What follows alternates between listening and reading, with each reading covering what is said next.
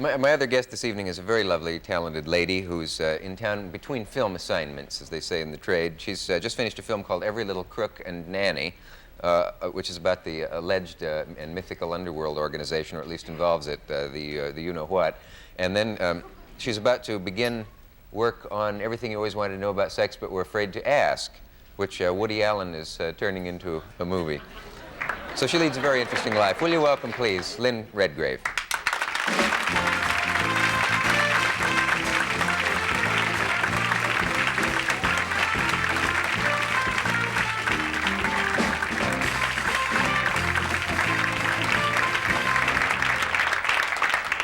How are you?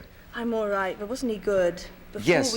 Before we all went on, or some hours ago when he went on, he was saying how nervous he was, and I was saying, and of course it didn't, you weren't, were you? Gibbering, it was a lie. Gibbering with fright. Because my lips started to bleed between 1 block away, and I got a terrible cramp in my leg as I approached the studio. And blood poured, and I imagined the colour television showing it. But since then, with witty stories, the blood has dried up, and all is well. So I'm Are you all right? Yes. Is it something about me? No, it isn't actually. But it's everybody, I think. But I feel better now I see you. Oh, well, good. But you've seen me. But it is true what you say about Mr. Niven, or David. You can call me Mr. Redgrave, would be fine. Thank you. You made it very easy for me. Okay.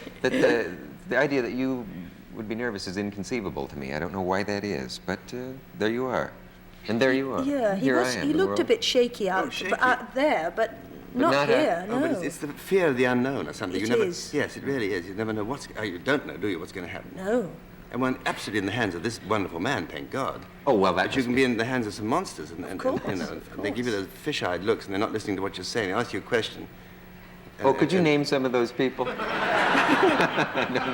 Well, what am I saying? Has there ever been a show where I suddenly wondered if you would ever go on one of the rival shows, or do you, as the guest? Has it ever been that a host who we won't mention from one of the others would have you as his guest, or vice versa?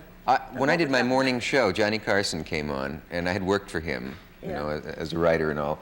And we were both so nervous about, even though we knew each other very well, about going on together. But it turned out very well. I mean, when we got out there, we were both so amused by the idea of two hosts. Yeah. Did you know too much about each other, perhaps? Well, maybe that too. But I thought we were both afraid that maybe we would both end up asking, but no one would do any answering. Yeah. But it was actually quite funny.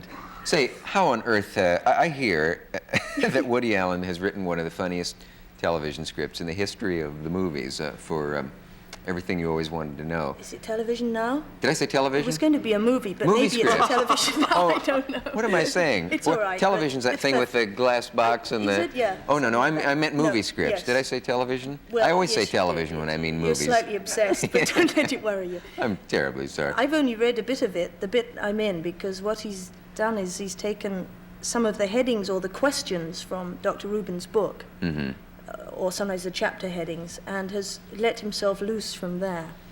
And I'm in one about aphrodisiacs. I was told there's no such thing. I've never tried. I had a friend once who lived in the country who had a well that was an aphrodisiac well. And she used to, all her friends who were breaking up at the time would come rushing down as their last hope. If they'd tried marriage guidance counselors and they'd tried the lawyers, they would come and drink water from this well. And she said it always worked.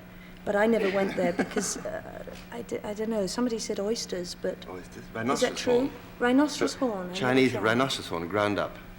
Well, The Chinese actually believe that, which is They do? unfortunate because it has almost decimated the rhinoceros right. population. Yeah. It's very sad because these wealthy old I don't know what it geezers is that Woody Allen's going to give me, but he's supposedly, he plays a court jester and I play a medieval queen, if you see what I mean.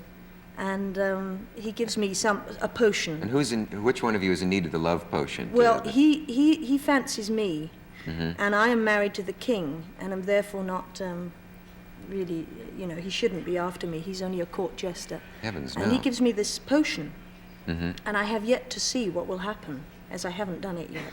Oh, you don't know, you don't have your dialogue yet. I have some dialogue, yes, but anything could happen, I believe. Somebody said you would tell me interesting things to look for in Woody Allen.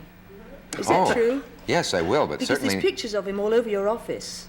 Yeah, well, he's done several shows here. That's what I thought. Back in the green room. Yeah, we have some very good photos of him in various poses. There's one of him looking in his shoe. Does that mean anything? He did that once on the show, just Looked happened in to his look in his shoe. Yeah, you could look for that in him. I could look for that. He's a very funny man. I mean, you'll have a good time working with him, and it'll just be a hilarious movie. That's just guaranteed. Yeah. Everybody laughs a lot when they hear about it. Mm-hmm. I Well, had the to see idea an of the book insurance being doctor today because you have to have an insurance. You know, when you do a film, you have to have an insurance medical, and it makes doctors get very funny when they hear you're going to be in this book, in the film of this book, because they smile a lot. In a bad way? No, he was charming. I wouldn't. He was fine, but he did smile a lot when I told him what it was you were for. making a movie. Yes. He probably just thought you were He was balmy, amused. as they say. I think so. Let us take. We have a message, and we'll be back. Talking with Lynn Redgrave and with David Niven. Do you want to do your song now? No. We have this running joke going where you once did a song Yes. on a in show your of mine a first long time nighttime ago. Show. And the melody went through my head for 6 You can't months trick after me that. again. And You then- can't get me to do this again. Well, it's not only me, but Jack Parr I was talking to one day, and he said Lynn Redgrave sang this song once on the show, and he said I haven't been able to get it out of my head, and I hadn't either. And then last time you were on, I tried to con you into doing it. Yes, but I didn't succumb because I have That's to have right. a lot of preparation and a lot of sets and a long dress and A lot of what? high heels and things. You know, I simply, you know, we singers can't just do it like that. You just Yeah. can't expect it. You can't just toss it off. You have to have all No, those- not all possible. those I did sing you a bit of this. Am I allowed to say The Sound of Music? Yes, I expect that's not advertising, is it? Well, even if it is, I did you're do a like- bit of that, and then Yeah. then Christopher Plummer walked on, and that was it was a mistake because he didn't like to talk about it. That's right. He'd been in the movie and didn't want Yes, to talk I'd about forgotten that. it. Could you about just it. remind me how the tune went? No, I I'm couldn't not trying to possibly con remind you you into how that Now, tune- the John tune. How did that? Da da dum da da. Yeah, you something. remember it very I well. can't remember You sing now. it for me. Maybe you better No, not, because I don't want it in my I think I'd head better again. not. Yes, I don't it think was I a want it song in my head. about sort of about my husband who's called John, but Yeah. I'm not going to sing it because I get paid an awful lot of money for this sort of thing, and I'm not going to just throw away my talents. Well, we have a lot of money backstage. You which do? we're willing to That's give. marvelous. Yeah, it's English money. It's almost as It's good English as ours. money. Yeah. It's almost worth more now, isn't it? Yeah. Yeah. No, I wouldn't do a thing No, like I wouldn't. that, No, too. no, I wouldn't do that. What is this? Every Crook and Nanny. Every little crook and Every nanny. Little Crook Yeah. and Nanny. It sounds like a comedy. Is it a behind-the-scenes spoof of organized crime? Well, it is about the Italian thing that doesn't exist. You know, it's not about them really. It's about a lot of crooks. It's why it's called Every Little Crook, and a nanny, which is myself, an English nanny, nanny to this Italian head of this Italian thing that doesn't exist, who's played by Victor Mature, and I think he's Greek, isn't he, Victor Mature? I'm not sure. Maybe he's Italian. Victor Mature Greek? But anyway, it didn't make any difference because he Sure. looked very Italian. Uh-huh. And everybody's a crook in it, and a boy who's a crook gets kidnapped. Yeah. I don't want to give the whole story away before No. it opens and closes, but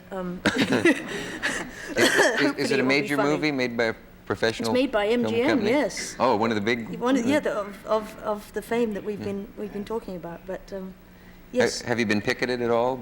Is it? by whom? By Well, will the people be Italians? offended by it? Oh and no, say- I hope not. No, No. I don't think so. I mean, I think it's a very funny story. It's from a book by Evan Hunter, and it's a funny It story is funny. of mistaken crime and Italianness and things like that.